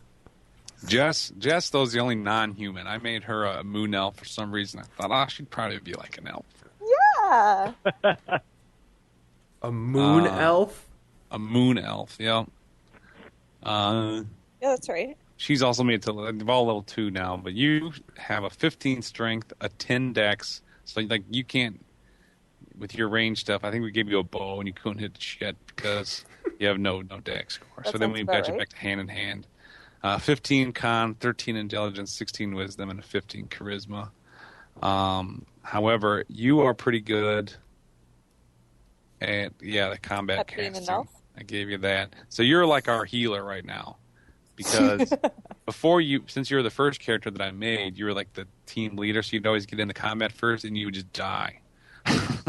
Well, I want to set a good example for everyone. How to die properly as a cleric? Yes. How to die properly. Kevin is a lawful good human male.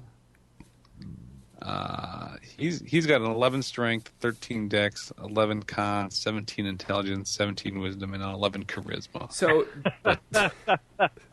but this guy's got skills out the wazoo, man. This guy is he was like my searcher, like my perception guy, or opening locks and stuff. Because I gave you all that kind of neat proficiencies. And you can turn undead like a boss. Because going up against all those kobolds in the first levels was not fun. Because we would just get owned. We'd have one guy survive at the end of the fight, and then basically everybody comes back to life, but they don't get any XP. But they come back with 1 hit point. So then you have to rest. And what's really cool about this when I started playing is the way they use the rules is really cool. So it's basically a first-person view when you're in the game, like Doom. As you're walking down the hallway, you see the hallways.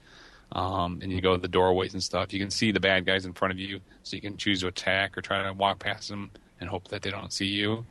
And then once you get into the battlefield, it opens up to like a isometric view of a grid. It's not gridded out, but it's basically a grid.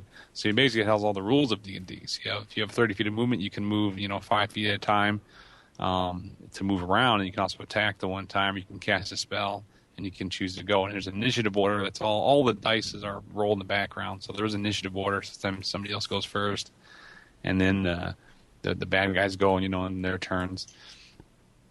And then, but then you can choose to, heal or. So did you make it very far with the 4 clerics? We got to the second level of the dungeon. So we got to the first dungeon. Now we're in the second dungeon.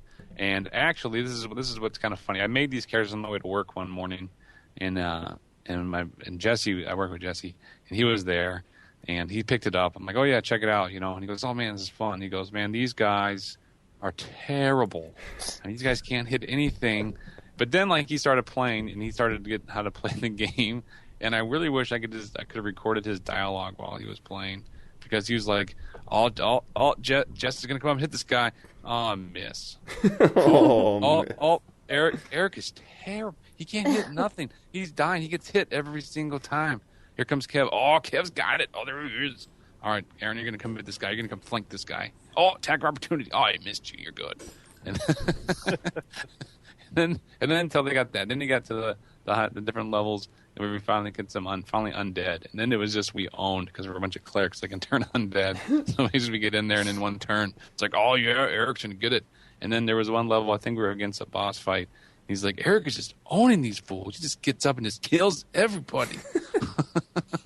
Meanwhile, I'm just working away. As a four cleric party, there's a pretty steep learning curve. It's a pretty steep learning curve. It's harder. And since then, he didn't run across there's an inn that you run across, like this area where you meet people. And now we have some other people in the party, but the original party is still there, the 4 clerics. I believe Jesse made himself, so he's our rogue in the party now. And then I think we picked up a wizard along the way, Knucklebones. So these, because I don't know how far a party of 4 clerics can go without a little bit of other support. But yeah, we got some new spells going. So far, we got to level 1. Okay. Not a terrible game, huh? Not a terrible game. It's actually a lot of fun. So but next week I'll try to get to level 2. Get to level 2. Keep us updated on the escapades of Eric, Kevin, Jess, and Aaron. No, for sure. But yeah, it's very tough at the very beginning. We lost a lot of battles. Lots of restarts. So, but that's what I got for you this week. You didn't play any Mother 3? No, I am apparently stuck and never going to play that game. So well, then you won't miss out on the discussion. Right. But next week is Capcom week, everybody. Okay, Capcom it is. So, but all right, I'm going to go. You guys have a fun time. Hopefully next week my voice will be better and I won't be coughing on my own. All right. Bye, Aaron. Bye, Aaron. See you guys. All right, Kevin, did you finish Chapter 4? No. Fuck. Did you play Chapter 4? No. Yes! Did you, Jess? Yes. I'm just so excited that I'm not the shit-colored star. I don't care. We're still going to talk about it because I want to ask Jess a question about this. So, this chapter you're playing as little whiny kid. Lucas. Oh, I totally called it. The kid who didn't... The kid who was actually able to mentally process his mother's death and not go off the deep end. You play as him... He's a whiny bitch. Everyone says he's a whiny crybaby. Whatever. So, he and his dog decide to go... Boney. Is it Boney? What the fuck is that? Speaking of dogs... There you go. There's far on the show. Had made his He did not seem impressed.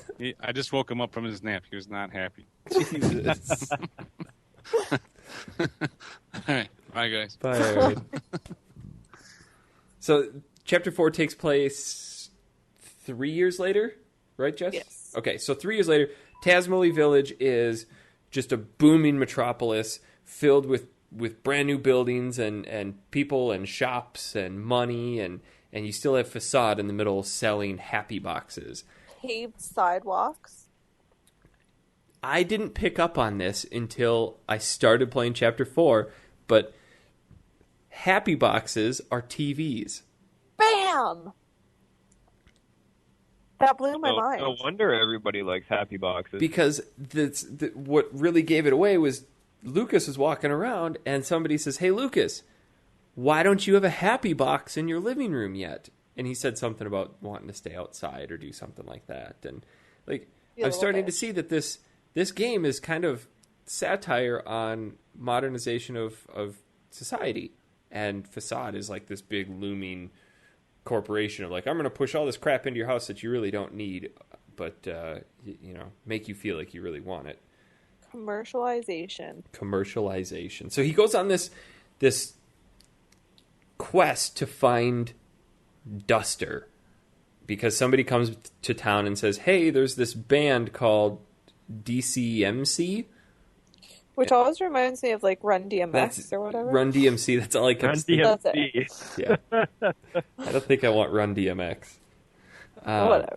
So he goes on this quest along the train tracks to a mine where they dig up clay to make these clay monsters, and then he works for a little bit and goes up to this club called Titty Boo Club. Okay, so before that... Yes. Or are we just doing a summary and then getting into the nitty-gritty? So he goes up, and he's in Club Titty Boo after he works for a little bit, and he watches the Run DMX concert, and then he meets Ivory, who's actually Kumatora, who's become a bouncer at this place, and she's pretty much spying on Duster, who's gone amnesic and has forgotten everything. So your quest is to like confront Duster and get him to come back to Tasmally Village with you. But Jess, you were saying. Okay, so because I think we both want to talk about the same really awkward thing. Okay, so you're walking in the train, and you're like fighting all these bad guys, like bam, bam, bam, kicking their asses, and then you find a ladder. Oh God! Cool story. I'm gonna go up this ladder. This sounds like a great idea. Don't go, Lucas. Don't go into the like, oh my God, then he jumps into this like one of the steam pool. Well, yeah, you're coming out of a lot of battles. You're weary. You don't have much health just left. Wanting to relax. And you're like, I'm gonna go relax. And there's girls' clothing at the bottom of the ladder. He's like, oh, here's some girls' clothes. You're like, all right, Lucas. Oh, I didn't even notice that. Yeah, if you click on the clothes, it says, oh, some girls' clothes. I'm like, hell yeah, Lucas, go get some. Oh, so I was completely taken. I think that would have screwed you over more because you're expecting a lady. So you get up into this hot tub, and there's a guy. Are they magpie? Yeah, the Magypsies or the magpies. They're the game's version of the gypsies. What the fuck are those? They were in the first chapter.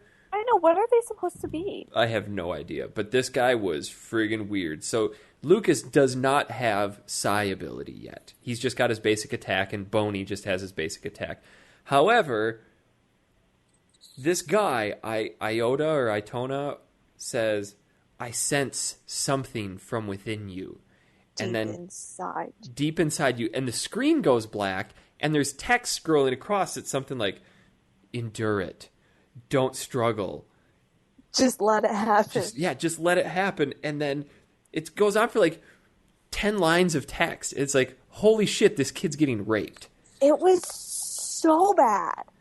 And then the screen, this is what made it even worse. The screen finally comes back, and Lucas pops up from under the water.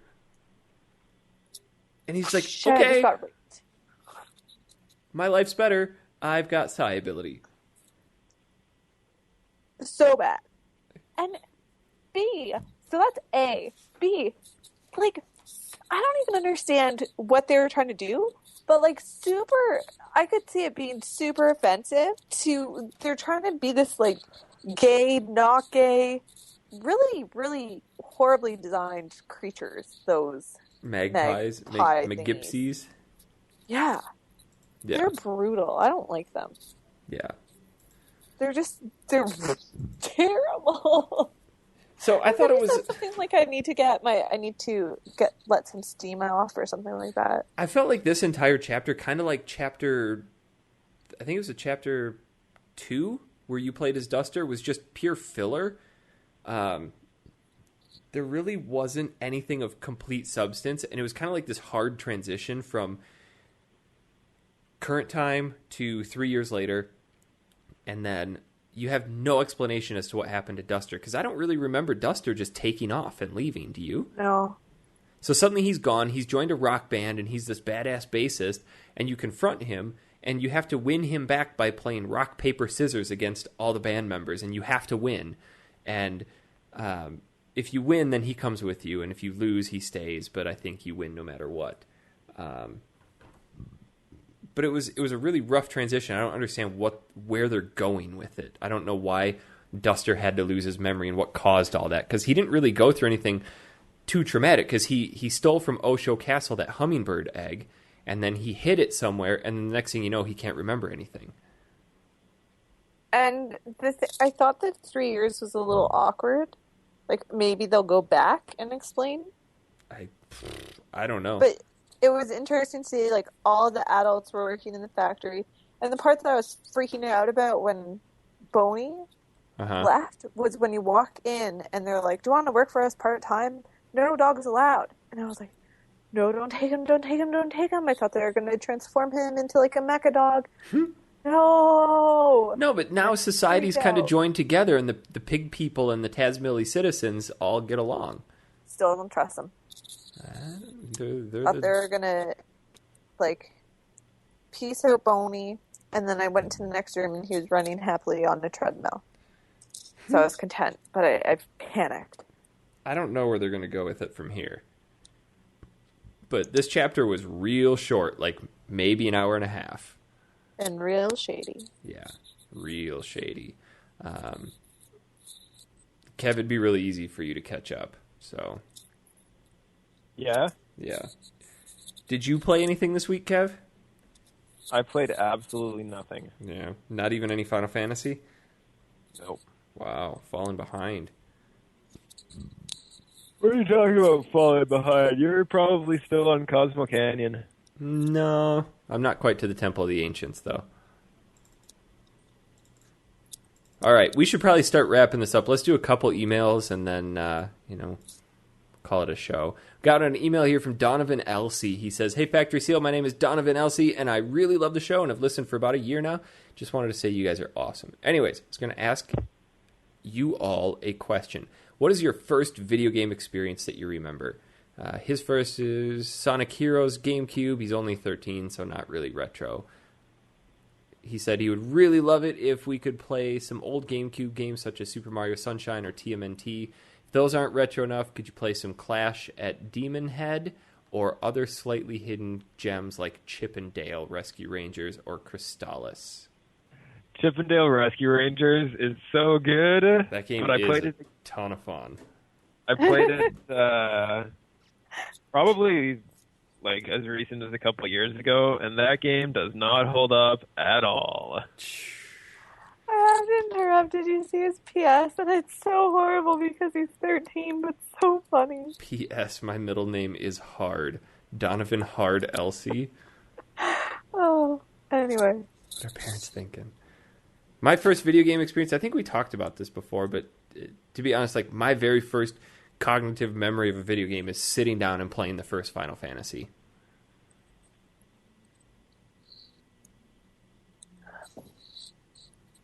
Big dead silence. I'm just trying to process how awesome that would be to have that as your first memory. It was. That's why I have such a soft spot in my heart for that game. That's why my wedding music was Final Fantasy music. Like people... I think my first game was the first Contra for Nintendo. Oh, wow. Talk about a hard game to get in on. A friend of mine who I remember solely making friends with him because he had a Nintendo. He had it, so I would play it over at his house. And he would be on the other side of the room, like, playing hockey by himself. And he's like, Kevin, why don't you come play hockey with me? I'm like, no, I'm cool. I'm playing Contra. Better game. I think mine would be Duck Hunt. That's a good one to start on. Because there wasn't a huge amount that you had to do. Get pissed off at a dog. Shoot some ducks. Somebody was telling us, Kev, was that you saying that you could use a magnifying glass to cheat? That wasn't me, no. I didn't know you could use a magnifying glass. I don't remember where I heard that. Somebody said Someone did tell us something about cheating. Now I can't remember. Yeah. Let's see. Bjorn Stenson writes in, "Hello, Unwrapped Box Podcast." That's not us. Get it? I have a question. If you could Clever. somehow foresee and organize your final moment, what would your choice of music or saluting your departure be? For instance, I would have, he's got Il Buono, the main theme from The Good, the Bad, and the Ugly, reach its climax as I'm gunned down, literally riddled by bullets by the good, the bad, and the ugly all at once. So if we could... That's a morbid question. We get to pick the way we die or the way... Like, our final moment in life, what would the music accompanying it be, and how would we go out? I know what mine would be. And this is going to be a weird combination. I think it's the scene from the end of Mega Man 2, when he's walking out of Wily's castle, he's standing up on the cliff, and he drops his helmet in the grass, and he's overlooking all this chaos and destruction. I would be standing on a cliff, and I would have a Mega Man helmet, and it would the theme song would just be blaring Joe Espinito's "You're the Best," as like the rock face is crumbling down in front of me, and I'm falling down into the ocean, and that would be it. Either that, or like a fiery explosion on a bicycle. Oh, God. That's a bad way to go. No way. Like, how often do you hear bicycles exploding? Like, not rigged with anything, just somehow the bike just explodes. Yeah, that's probably not going to kill you. I don't think that happens a lot. Or I you'll know, have so really how awesome would that slow be to go out on an exploding bicycle? You'd be an idiot. No. How would you go out, Jess? I'm going to cheat. If we're doing this, like, video game style, Yeah. I would die. I would pop up into the sky, fall down, and Scream would come up and say, continue, and I would say yes. Bam. That's cheating. So? You can't do that. I have extra life. No, this is your last guy. What about you, Kev? How would you go out? I would say I would be in like a jet fighter in like a dogfight with like 40 alien ships, Like fucking Independence Day? style. Nice. And yeah, I would totally be the dude who drove his ship into the mothership and then blew it all up. What theme song would you have going? Gold Saucer, Big Final Willie Fantasy style. VII? The Big Willie style, Will Smith, the entire album. Oh, I don't think just the two of us would be appropriate for that part. Oh, man. Well, this show has dragged on for long enough. I think we're going to save some other emails for next time. If you did write in, we will get back to you next show. But if you want to write another one for us, factorysealed@manatank.com. Guys, that's going to do it. Kevin, where can we find you on Twitter? You can find me at Dinner Dangles. Jess, where can we find you? At Jess M. Clarkson. And you can find me at Honest Pizza. That's going to do it. Kev, thanks for showing up. Appreciate it. Thanks for making me forget how time zones work. Yeah. I was so confused. I screwed everyone He up. pops on and he's like, so, 3-hour show tonight, huh? Like, now barely an hour so far. It's because it's so confusing. Wow. All right, I'll try to get this... Oh, next week is Capcom week. Okay, that's what I was Next thinking. week is Thanksgiving for you guys. That's right. That's what I needed to ask. Would you guys America. be down for doing a Tuesday show instead of Wednesday? Can't. Okay. We'll figure something else out off the air. Blah, blah, blah. Have a good week.